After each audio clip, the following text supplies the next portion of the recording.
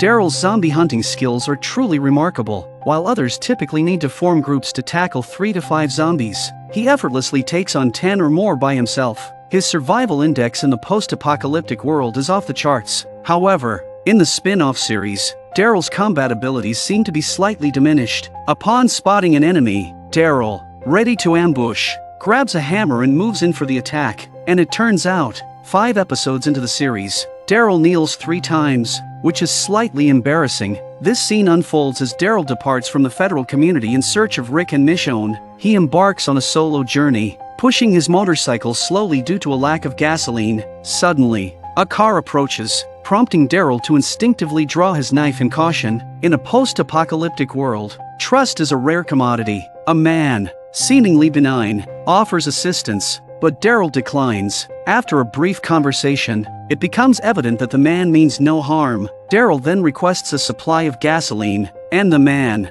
named Jones, leads him to a nearby camp with plenty of tools and male survivors. Remaining vigilant, Daryl sits apart from the group, observing. Jones gathers everyone and announces the camp's rules. These survivors are recent additions, and any adult male who can capture zombies is rewarded with a fixed amount of gasoline, with even more for capturing fresh ones. They are free to use the weapons and tools on the wall. As the group prepares for a zombie hunting mission, TJ believes that teamwork would increase their chances of success. However, an elderly man scoffs at him, dismissing him as a liability due to his small stature. Daryl takes notice of this young boy. Then the hunt begins. Although Daryl has always been a lone wolf, it doesn't affect his combat prowess in the slightest. This scene astounds everyone. Jones expresses satisfaction, and Daryl smoothly earns his day's reward. At this time, TJ came over. He saw Daryl's combat strength so tough TJ wanted to team up with Daryl. Doesn't look like I need help.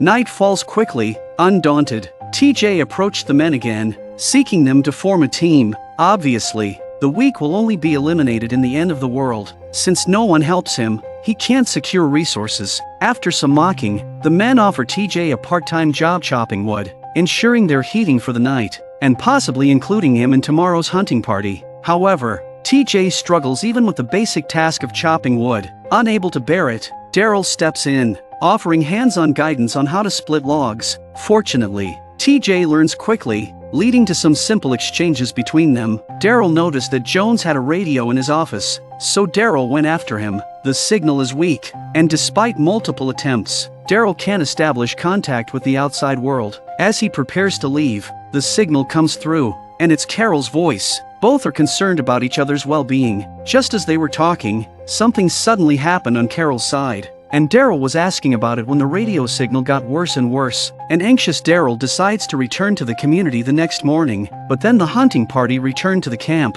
TJ appeared in the lineup, only now he had been turned into a zombie. Looking at the strangulation marks on TJ's neck, Daryl surmises that they are man-made. Juno, however, denies it, and Daryl punches Juno in the face. Reality is harsh. People here prioritize resources over a single life, and fresh zombies are more valuable. Daryl, outraged, is helpless. They were punished for violating the camp's no-fighting rule, and were taken by soldiers to a ship with a large number of controlled zombies. The camp's frequently seen doctor is also on this ship. They were locked in the same cell. Daryl took the opportunity to carefully observe the surroundings. Soon, the cell door swung open, and several guards entered, wielding iron rods to subdue the men in the front row. The men were then taken away. What happened next even made Daryl uneasy. The group opened a cage containing countless zombies. The man was thrown into the cage, and screams of agony immediately filled the air. Then, Daryl became the next target. As the cage opened, zombies eagerly anticipated their midnight snack. However, Daryl wasn't one to sit idly by. Seizing the moment when the guards were distracted,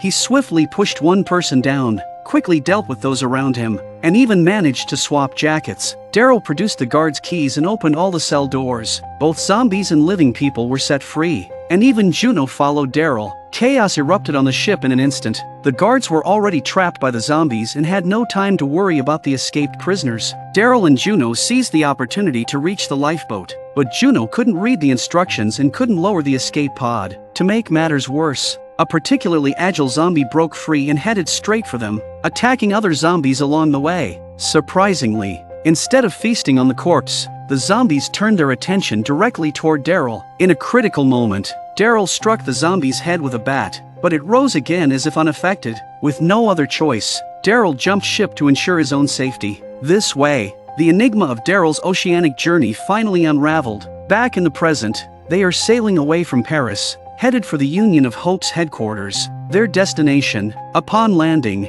Aslan leads them to a temporary resting place. Daryl had taught Laurent fishing skills. Feeling that the nuns were coddling him too much, Daryl wants Laurent to acquire more survival skills, but Laurent doesn't want to. After some time apart, Laurent misses Isabelle a lot, and Daryl understands his sentiments. Late at night, as they began to take turns resting, Daryl suddenly woke up. It turned out that there was trouble at their resting place. A zombie had managed to breach their defenses. After swiftly dealing with it, Daryl went outside to assess the situation. 2 zombies lay on the ground. Soon, Aslan's voice reached him, but his condition was dire. During the fight with the zombies, Aslan was injured. While he had managed to dispatch 2 zombies, something had struck him in the back, leaving him in critical condition. Daryl wanted to approach and help, but Aslan warned him. His entire body was covered in acidic zombie blood, and there was no chance of survival. In his final moments, Aslan handed Daryl a pocket watch, which had a photo indicating the location of the next rendezvous point. Aslan told Daryl to take care of Laurent and then closed his eyes. Early the next morning,